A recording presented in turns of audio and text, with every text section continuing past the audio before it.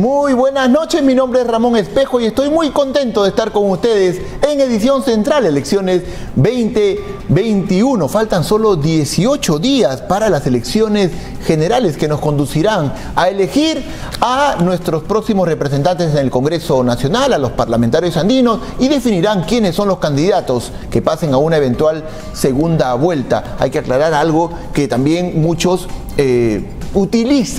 candidatos utilizan de algún modo, aprovechando que, bueno, estamos en campaña y cualquier cosa de pronto se puede decir. Lo cierto en el caso de las segunda vueltas es que en la historia de nuestro país no ha habido quien gane en primera vuelta. Muchos dicen, no, pero el señor Alan García en el 85 ganó en primera vuelta, pero en realidad no es tan exacta esa afirmación. El señor Alan García pasa a una segunda vuelta con el señor Barrantes Lingán. La diferencia era abismal entre un candidato y otro, y el señor Barrantes Lingán declina a participar en la segunda vuelta, dejándole la opción para que el señor García simplemente, sin entrar a la votación en segunda vuelta, se erija como el presidente de la República. De ahí en más no ha habido ocasión en la cual alguien gane en primera vuelta. En estas elecciones es altamente improbable, por decirlo de algún modo, y no usar la palabra imposible, que esto ocurra, que algún candidato pueda superar el 50% más uno de los votos y ser considerado presidente en primera vuelta, prácticamente en lo que sería un hito histórico. Esto aparentemente no va a ocurrir, al menos a todas luces. Hasta el momento no se ve que pueda cambiar la historia en ese sentido. Sin embargo, estamos en una etapa, en una recta final, donde los candidatos están prácticamente pisando con mucho cuidado cualquier terreno, porque todo puede ser usado en su contra. El señor Hernando de Soto es quien ahora se encuentra prácticamente en el ojo de la tormenta, por decir de algún modo, por haberse declarado que él ha sido vacunado contra el coronavirus. Ha sido vacunado en Estados Unidos, pero el tema es que él inicialmente aparentemente había negado esa posibilidad. Y ahora nos enteramos de su propia boca que él ha sido verdaderamente inoculado. Para algunos le parece mal, para otros le parece bien, pero ha generado toda una controversia. Para algunos el tema no es el hecho, sino la mentira, y hay varias posiciones encontradas. Y evidentemente los adversarios políticos ya mostraron sus propias opiniones, entre ellos el señor Rafael López Aliaga, quien de inmediato puso un tuit, si lo podemos ver por favor. Rafael López Aliaga dice: el tío Hernando de Soto debió ser sincero y admitir que se iba a vacunar a inicios de marzo. Estar con secretitos, dice entre comillas, y con los dobles discursos no le hace bien a su carrera política. Debe aclarar sus vínculos con Odebrecht, ya este es otro tema, pero él, bueno, lo incluye, y cauta y expulsa a esta mafia criminal este 28 de julio. Se pregunta, ¿continúa en su gobierno el señor Vega Alvear, contacto de Odebrecht en el Perú? Pues bien, esto a raíz justamente de lo que vemos, la noticia donde él reconoce el señor Hernando de Soto reconoce haberse inoculado en los Estados Unidos. Vamos a comentar sobre este tema y otros más de la coyuntura con el señor Daniel Abugataz. Él es candidato por el partido Alianza para el Progreso con el número 4 y se encuentra con nosotros, y además le damos la más cordial bienvenida. Daniel, muy buenas noches. Muchísimas gracias, es un gusto estar con ustedes. Daniel, bueno, la noticia del día, llamémosla así, es el tema este que está en debate. No sé si te parece algo trascendental o no, pero al menos está en la picota. ¿Qué opinas tú respecto de esto? Mira, hay que ver un tema que resulta trascendental, que es lamentablemente simiente sobre un tema tan sencillo, porque cualquier persona con dos dedos de frente, si sabe que se puede ir a vacunar a un sitio y tiene los recursos para hacerlo, en buena hora. Eso no está mal. Claro. ¿Por qué mentir? O sea, ¿por qué mentir? Entonces, si mientes por una cosa tan sencilla como una vacuna, ¿qué puede pasar cuando seas o pretendas ser presidente de la República? Claro. Otro Vizcarra O sea, otra persona más que se llena la boca de mentiras. Yo creo que el problema es ese, ¿no? O sea, el problema... Y bueno, ahora tienes tú el resto de candidatos que utilizan este tipo de situaciones, que son impopulares para De Soto, pero salen con unas acusaciones, desde mi punto de vista, ya demenciales, ¿no? O sea, salen de no haber dicho la verdad sobre la vacuna, una vinculación de un asesor suyo con Vega Alviar, o sea, un poquito más y ya estamos hablando de una banda criminal. Yo creo que, viendo lo que estamos viendo en esta campaña, un peritaje psiquiátrico a los candidatos creo que debiera ser un fundamental, porque la verdad las cosas que estamos viendo, otro señor que quiere traer el Huáscar, claro, Johnny Lescano. Cualquier persona que ha leído historia sabe que lo que has obtenido en la guerra, que has perdido, son trofeos que internacionalmente reconocen que pertenecen al ganador. Claro. O sea, no, pero es populismo, o sea, es populismo puro. Claro, entonces yo mañana voy a decir que yo voy a plantear que Chile nos devuelva Arica. Claro. No, bueno, lo que pasa es que hay mucho joven, hay mucho advenedizo en la política.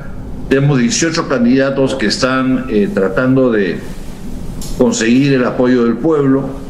Tenemos al 50% de la población que está... Pero, Daniel, para quedarnos ahí en el análisis que has mencionado, es populismo, pero en estas circunstancias en las que estamos viviendo una situación que nunca habíamos pensado vivir, una pandemia que está matando a muchas personas, muchos seres queridos, y que está por encima de todas las necesidades.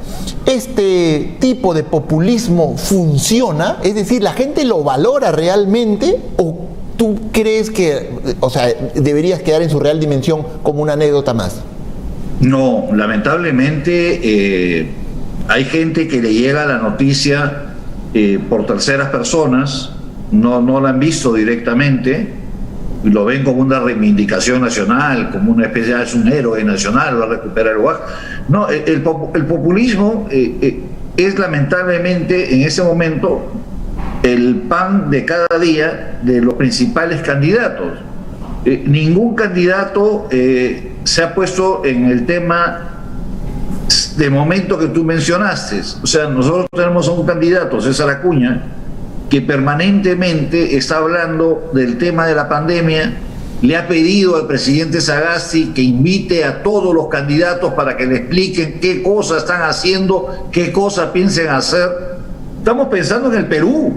O sea, yo lamentablemente, Sagasti simplemente ha hecho caso omiso a la carta que se le ha enviado. La primera ministra ha hecho caso omiso al que se le ha enviado. Y para colmo de males, he leído en la mañana una cosa que debe ser una anécdota, quizá la anécdota más burda, no quiero utilizar una mala palabra, digamos, yo creo ya una enfermedad de estupidismo crónico del ministro Ugarte. Ha dicho que tenemos 76,000 vacunadores para vacunar 60,000 vacunas diarias. O sea, vas a tener 76,000 para que apliquen menos de una vacuna al día. Menos de una vacuna al día. Claro. Y no ves un comentario de ningún medio. O sea, yo creo que nos está... esta situación, estamos cayendo... mucha gente dice, no, hay que dejar que el gobierno haga lo que tiene que hacer, no seas obstruccionista, pero ya no podemos caer en el ridículo de hacer planteamientos absolutamente falaces. Claro. Porque no hay 60,000 vacunas diarias para comenzar. No hay 75,000, claro que sí. Entonces, y si los tuvieras, no puede ser tan tonto, no quiero usar otra expresión, de que vas a tener una persona para poner una vacuna al día. No puedes. Daniel, o sea, en paralelo al tema de las vacunas, otro tema tal vez tan urgente como ese, porque las vacunas es una solución a mediano o largo plazo, pero lo inmediato es las camas UCI y el tema del oxígeno. ¿Cómo se está manejando eso? En este momento yo veo, y ya prácticamente un testimonio personal, gente amiga que está en las puertas de los hospitales padeciendo de no conseguir camas UCI y muriendo prácticamente a diario. Y eso el gobierno no nos está dando una verdadera información real de cuál es el estatus actual, pero lo principal, ¿qué está haciendo para evitar que esto siga ocurriendo? Bueno, ya vemos que de la primera ola a la fecha, la señora Massetti no hizo absolutamente nada. No se incrementaron hospitales que prometió Vizcarra y ella. Las 20.000 camas de hospitalización no han llegado ni a 12.000. Ofrecieron 4.000 camas UCI, se han quedado en 2.000. Y no previeron que no íbamos a tener oxígeno, a pesar de que ya fue un problema en la primera, no es que es un problema nuevo. Entonces, lo que estamos viendo es, por falta de información, o sea, no podemos evaluar algo si no te informa el gobierno. O sea, si el gobierno sale y dice, estamos yendo a Alemania a ver si hay camas UCI de segunda que estén en venta de hospitales que han cerrado o han renovado equipo, no te dicen nada. Exacto. No te dicen nada. O sea, en Europa hay mucho equipo clínico de segunda en muy buen estado que se puede traer de inmediato. Lo mismo ocurre en Estados Unidos. Perú tiene que traer 100 plantas de oxígeno de 30 metros cúbicos por hora. Hoy es lo que se necesita en el Perú. Y no oímos una palabra del gobierno. Daniel, ni una palabra. Y ahí yo quiero tocar un tema que acabas de mencionar hace unos minutos. No se trata de conseguir un buen asesor de prensa, de imagen, al más caro o al que tiene más títulos para comunicar este tipo de cosas. Sin embargo, sí creo que el gobierno tiene la obligación, por ejemplo, en este caso, si es que los candidatos están en plena campaña, y aprovechar eso de pronto para escucharlos y decirle, ya señores, ¿cómo hacemos? ¿En qué nos podemos ayudar? Y de paso también cada candidato, en base a sus estrategias, podrá aportar un grano de arena en este sentido y ver una solución en conjunto, pero eso bajo un liderazgo. Pero yo no, o sea, al menos no se percibe que haya la intención no solo de comunicar, como algunos piensan, dicen, bueno, el gobierno no está comunicando, falta de comunicación. No, falta de acción. Eso es lo que se está reclamando en este momento. Sí, mira, yo inclusive he estado evaluando que se estaría configurando un caso de traición a la patria. Estamos superando las 1.000 fallecimientos diarios, por más que mienta el MINSA, hablando de 170, 180, no, 140. Sinadef lo está desmintiendo diario. Así es, son más de 1.000 fallecimientos diarios. No hay ninguna acción para evitarlo. Han hablado de la importación del oxígeno, que no cubre ni la importación, ni la compra, ni las donaciones cubren el 30% de las necesidades. Siguen faltando el día de hoy 80, 90 toneladas diarias de oxígeno. Esas toneladas de oxígeno que faltan son muertes diarias. Gente que se muere porque no tiene dónde respirar. Y como yo te dije antes, o sea, el candidato Acuña le ha enviado un oficio al presidente de la República, quien ni siquiera se ha molestado en acusar recibo, y no es un pedido personal para el señor Acuña, sino de hecho, invítenos a todos los candidatos. Claro, oportunidad dorada. Y no le da la gana, no le da la gana. Entonces, yo seriamente estoy evaluando la posibilidad de acusarlo por traición a la patria. Y sí se le puede acusar estando en el gobierno. O sea, estás dándole vueltas a esa posibilidad. Es fuerte, pero de pronto en este momento en vista de las muertes diarias, yo no entiendo la pasividad, sinceramente, de nuestras autoridades. Daniel, hablando un poco del tema, antes que se nos vaya el tiempo, para que nos cuentes un poco de la campaña, ¿cómo piensan replantear? El señor Acuña no está punteando las encuestas, esa es una gran verdad. ¿A qué le atribuye y cómo podemos hacer cómo piensan hacer ustedes para replantear esta situación? Mira, yo creo que por lo menos el debate del domingo de América Televisión, me ha pasado mucha gente que me había dicho, votaré por ti al Congreso, pero de ninguna manera por Acuña. Me han llamado muchos que después de haber visto lo que ofreció América en ese debate, me dijeron: Daniel, estamos pensando en votar por César. César es la figura de centro, es la persona con la experiencia, la serenidad que te da la edad, no el impulso agresivo de las hormonas de un joven de 30 años o una señorita de 35, sino el hombre con experiencia de centro, que ha sido congresista en 2 oportunidades, presidente regional, alcalde provincial y un empresario de éxito que genera 10.000 puestos de trabajo. Entonces, ante esta crisis que tenemos, ¿a quién le vas a dar el mando del país? ¿A un trastornado como el señor, que me disculpe, mi amigo López Aliaga, pero nunca había visto que llegue a esos niveles de transformación? ¿Era tu amigo Rafael López Aliaga? Sí. ¿Y en qué momento se rompió esa amistad?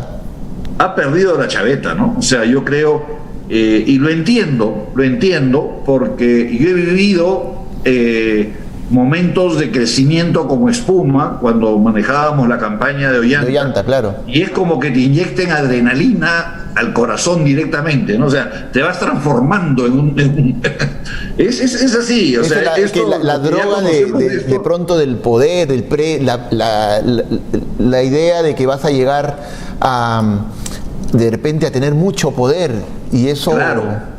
Y que ya eres casi mesiánico, ¿no? Claro. O sea, porque casi estás, sobre todo con las ideas, digamos, de extrema derecha que tiene el señor Aliaga, vaya a saber Dios qué va a hacer con la población. O sea, prohibirá a las mujeres usar falda, sabe Dios, o sea, no saben en lo que se están metiendo. Pero, en fin, y no es solamente él. O sea, tienes el populismo abierto de Verónica Mendoza, de George Forsyth, de Johnny Lescano, que son los que fueron, bueno, ni hablar de Urresti, ni hablar del otro que fue a la encuesta. Entonces, ¿qué es lo que te queda en el mercado? Te queda un Hernando de Soto que ya demostró también que no carece, digamos, que carece o comete los mismos errores de los políticos tradicionales, llamemos los errores, porque esto de la mentira, que sí lo hizo o no. Claro. Pero De Soto, dejando eso de lado, De Soto es un técnico que probablemente, si Acuña es presidente, lo llame a De Soto. Pero De Soto, de presidente, no tiene, o sea, es una persona que se ha pasado la vida asesorando a terceros. No tiene idea de lo que es ejecutar las propuestas que él mismo ha realizado. Entonces, de fuera de eso... Pero perdóname, Daniel, discúlpame, me parece que me has dado una primicia, si es que eso es confirmado. Me estás diciendo que posiblemente Acuña llamaría, convocaría al señor Hernando de Soto, o es un deseo tuyo, personal. No, es un deseo mío, personal. Eso no lo he conversado con el candidato, pero eso es lo que es. O sea, definitivamente es un asesor que tiene cierta experiencia en el manejo económico. Vamos a tener una crisis económica brutal, y no solamente llamaría al señor De Soto, también llamaría a Velarde, el presidente del Banco Central de Reserva. Claro, uno de los... y llamaríamos a otros economistas, del señor Schultz del Pacífico, al señor Seminario de la Universidad del Pacífico.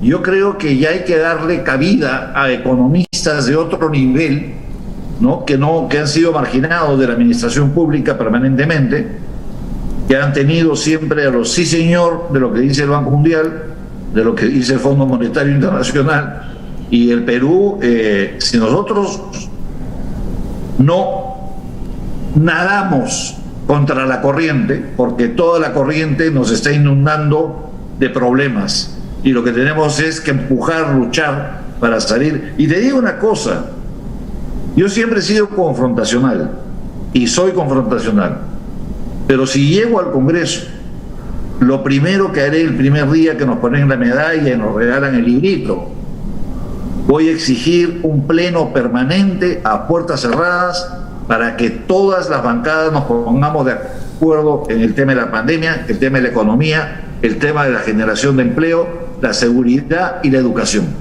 Son 5 temas pilares que no puede haber discrepancias. Y eso yo lo planteo desde el día de hoy. Y espero que los colegas que tengan oportunidad de ver este programa hagan también, porque esto no es un beneficio para Daniela Bogotá. Claro. Es el país el que lo necesita. Daniel, dame una opinión, y ya vamos cerrando la entrevista, pero necesito una opinión tuya respecto del actual Congreso de la República y en algunas medidas, como por ejemplo el tema de la AFP, que acaban de aprobar la Comisión de Economía, que está para que se debata en el Pleno, de la liberación de fondos para, en este caso, prácticamente todos, de un tope de 17.600 soles. En general, partiendo de esta propuesta. Es un Congreso que ha actuado básicamente buscando satisfacer necesidades populares ante una situación crítica donde no había una respuesta concreta de parte del gobierno. Entonces, muchas de las propuestas del retiro de fondos de la ONP, por ejemplo, a la gente le parecía la devolución, le parecía fabuloso, ¿no? El Congreso está actuando bien, la de las AFP, pero creo que lamentablemente este Congreso no llegó a constituir una fuerza que pudiera, digamos, encaminar al gobierno a hacer una gestión adecuada. O sea, ellos pudieron haber puesto a Vizcarra en el camino correcto en vez de vacarlo.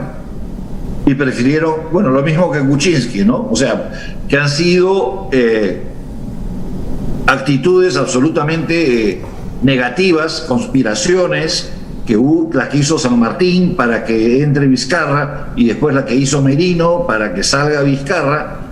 Pero el Congreso se manejó muy mal orientado, creo que perdieron el horizonte de lo que el Perú estaba esperando de ellos. Se suponía que ellos iban a ser el ejemplo de la nueva clase de congresistas y terminaron siendo mucho peor que los anteriores. Claro. Y ese es el gran reto que tiene el nuevo Congreso. Pero ¿no? Yo quiero rescatar tal vez lo positivo y en ese sentido creo que ya tú lo has mencionado.